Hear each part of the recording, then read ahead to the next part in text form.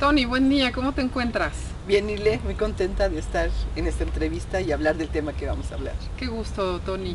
Bueno, pues háblanos justamente de ese programa intensivo que estás llevando a cabo a nivel internacional. ¿De qué se trata? Sí, es un programa muy importante, muy interesante, tomando en cuenta que se trata del ser humano y que es un programa específicamente que sirve para que el ser humano sea más consciente de sí mismo, es decir, se ignore menos.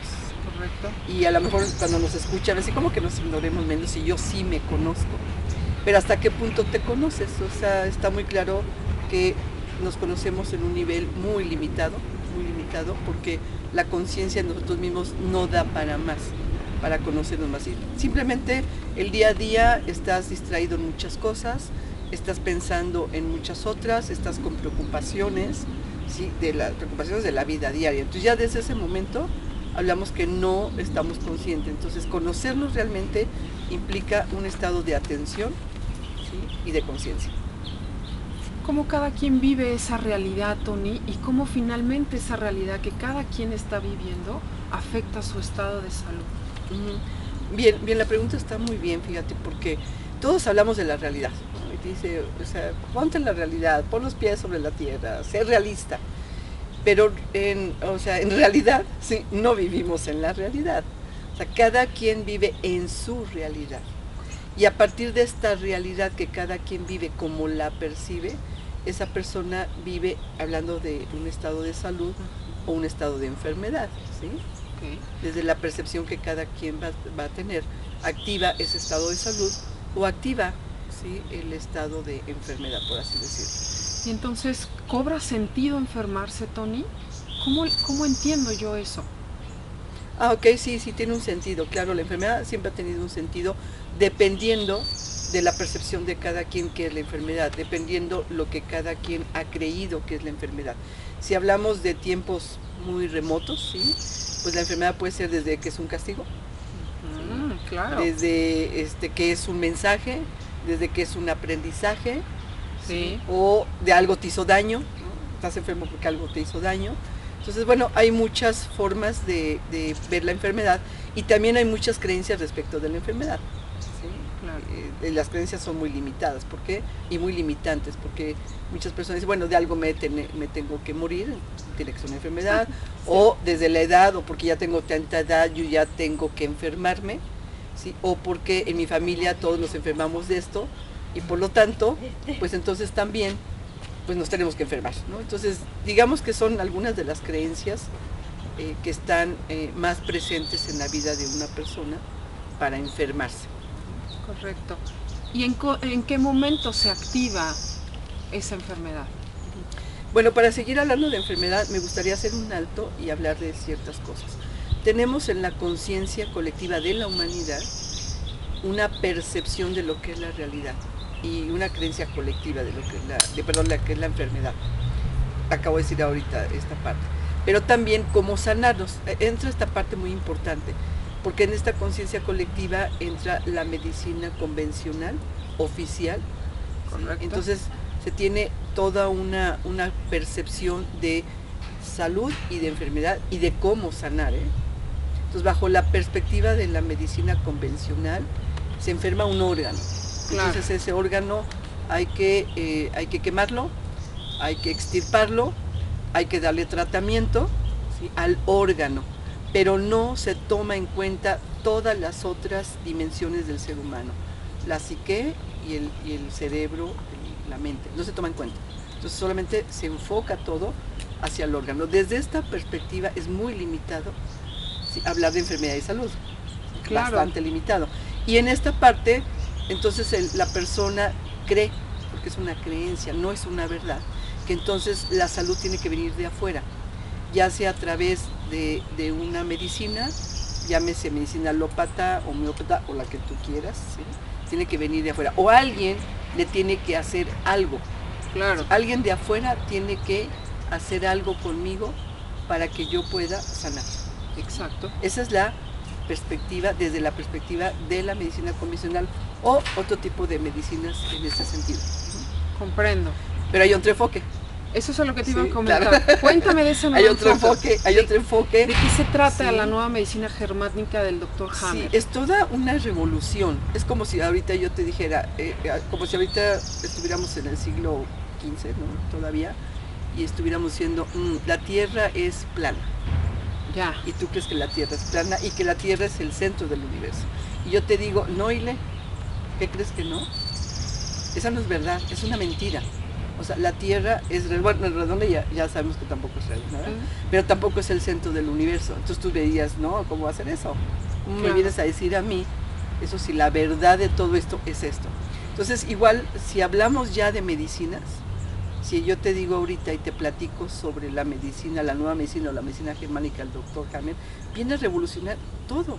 O sea, viene a trastocar toda estas creencias, este paradigma que tenemos de lo que es la medicina, lo que es salud y lo que es enfermedad. Correcto.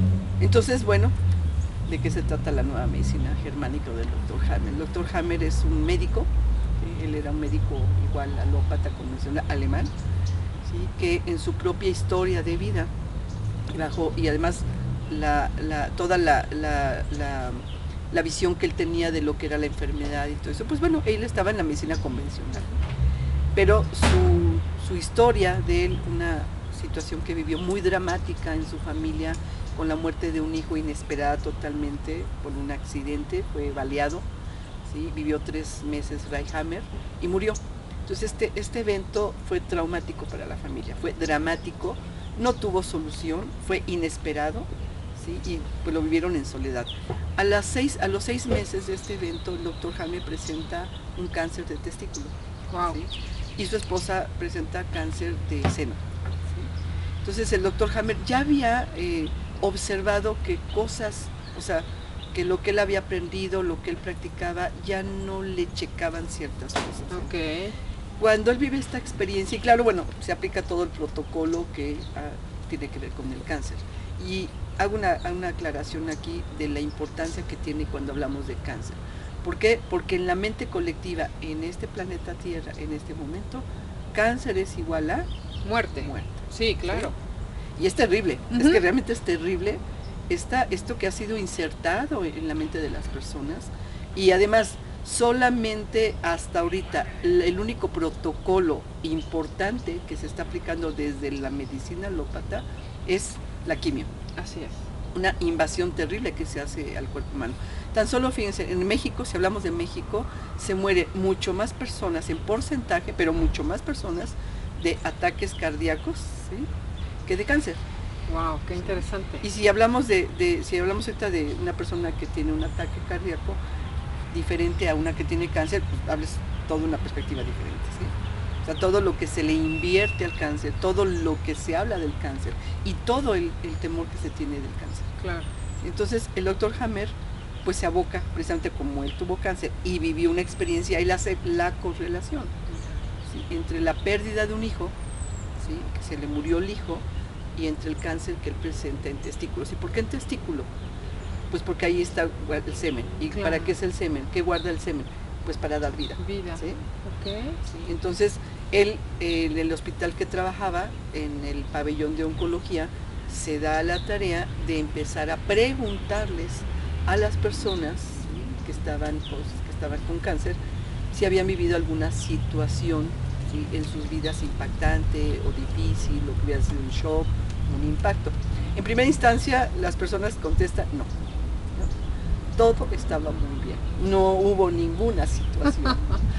Okay. Entonces, bueno, en primera instancia no logras hacer la correlación de alguna situación que hayas vivido y que tenga que ver con el momento que estás viviendo, llamado cáncer, llamado esa enfermedad, ¿sí?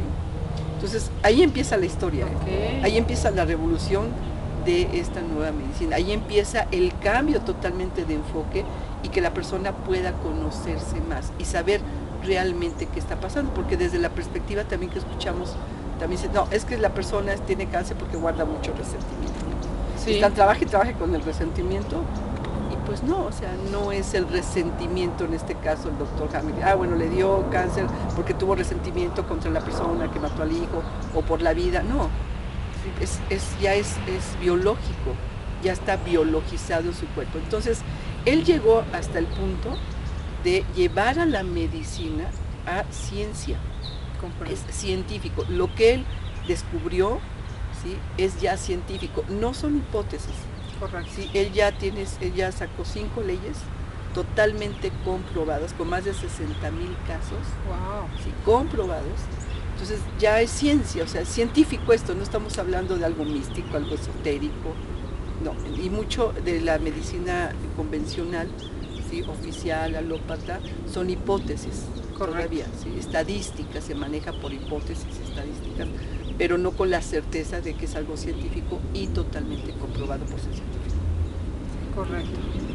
Finalmente, en esta etapa de la que nos hablas del doctor Hammer, él leí un poco acerca del programa biológico. Sí, vamos a hablarlo en otro segmento, claro que sí, lo voy a explicar más a detalle. Muy bien, pues muchas gracias, Tony. Gracias, gracias.